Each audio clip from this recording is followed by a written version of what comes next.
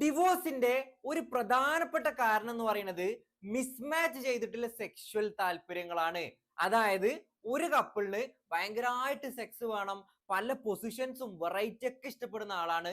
എന്നാൽ അടുത്ത കപ്പിളിനോ ഇതൊന്നും താല്പര്യമല്ല, സെക്സിനോടും താല്പര്യക്കുറവാണ്. ഇങ്ങനെയാണ് നിങ്ങളെ റിലേഷൻഷിപ്പ് എന്നുണ്ടെങ്കിൽ, അത് പറഞ്ഞു തീർത്തിട്ടില്ല എന്നുണ്ടെങ്കിൽ ഉറപ്പായിട്ടും അത് ഡിവോഴ്സിലേക്ക് എത്തിയിരിക്കും. രണ്ട് രീതിയിലാണ് അത് എത്തുക.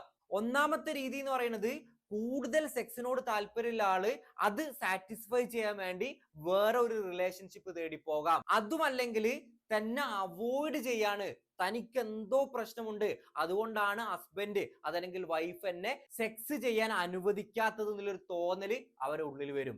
ഇങ്ങനെ ആയിക്കഴിഞ്ഞാൽ നമുക്കറിയാം, സെക്സ് എന്ന് പറയുന്നത് ദാമ്പത്യ ജീവിതത്തിനെ ബോണ്ട് ചെയ്ത് സിമെന്റ് ചെയ്ത് നിർത്തുന്ന ഒരു സംഗതിയാണ്.